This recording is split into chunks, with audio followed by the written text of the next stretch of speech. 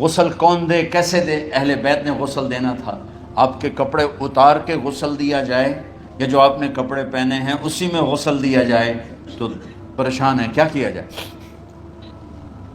سب پہ اونگ طاری ہو گئی، ایک دم سب کو نیند آئی اور غیب سے آواز آئی کہ ہمارے نبی کو کپڑوں سمیت غسل دیا جائے، آپ کے بدن مبارک سے کپڑا نہیں اتارا، کوئی اتارے نہیں۔ تو اس آواز پر سارے بیدار ہوئے۔ تو حضرت عباس، فضل بن عباس، شقران آپ کے غلام، اور اسامہ بن زید اور علی بن ابی طالب آپ کو غسل دینے والے تھے۔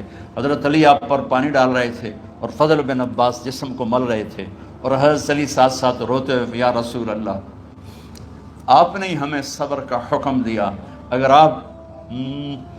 آپ ہمیں صبر کا نہ کہتے تو آج ہم دنیا کو رو کے دکھاتے، اور آج ہم دنیا کو اپنا غم دکھاتے کہ کس طرح غم کیا جاتا ہے۔ اور یا رسول اللہ، آپ کے جانے پر وہ نقصان ہے جو قیامت تک نہ پہلے ہوا نہ بعد میں ہوگا، کہ آپ کے بعد نبوت کا دروازہ بند ہو گیا۔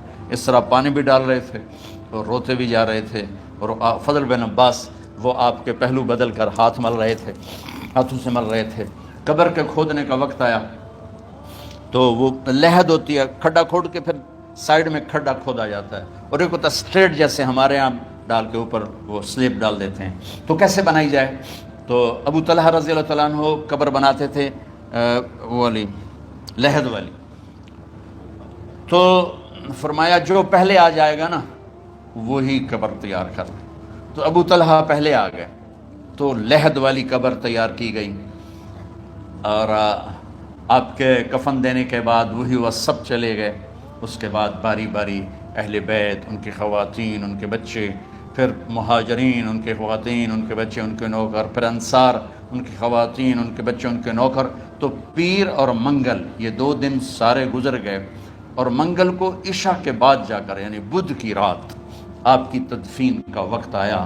تو جب آپ کو قبر میں اتار دیا گیا تو مغیرہ بن شعبہ رضی اللہ عنہ کھڑے تھے، انہوں نے اپنی انگوٹھی اتار کے اندر پھینک دی لحد۔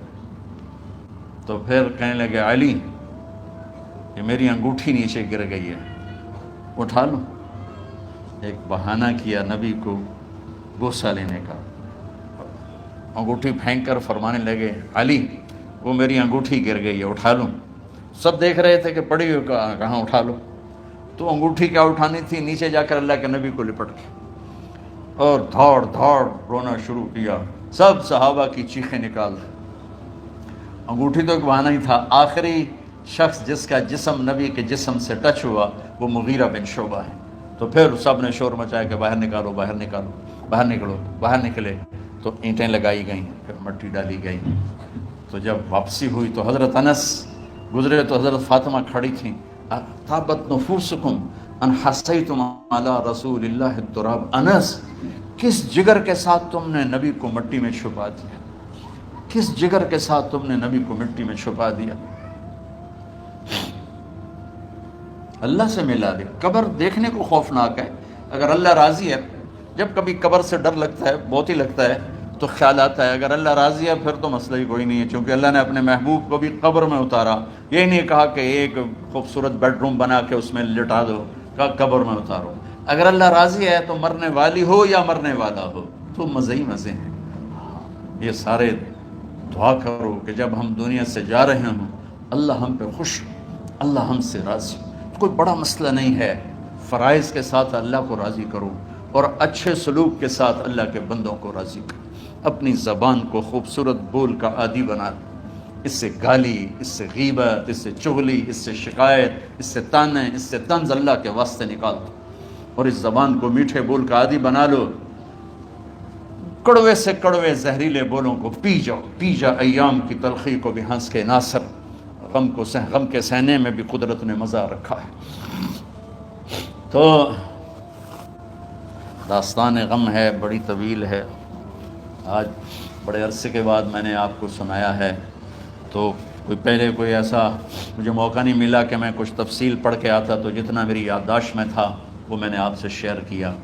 ہر ایک نے جانا ہے، اور ہم چاہتے ہیں جب ہم جائیں تو یہ ہمارے ایسے جانشین ہوں کہ اللہ پاک انہیں ہماری قبروں کے ٹھنڈا ہونے کا ذریعہ بنائے، میم اکیڈمی کوئی کاروباری ادارہ نہیں، کوئی اس سے ہم پیسے نہیں بنا رہے، بلکہ اپنی قبر بنانے کی فکر کر رہے ہیں، اور اس آنے والے سیلابی ریلے کو جو فحاشی، عریانی، بد اخلاقی، بد کرداری کا ایک افریت آ رہا ہے، اس سے یہ ہمارے بچے سیسا پلائی دیوار بنے.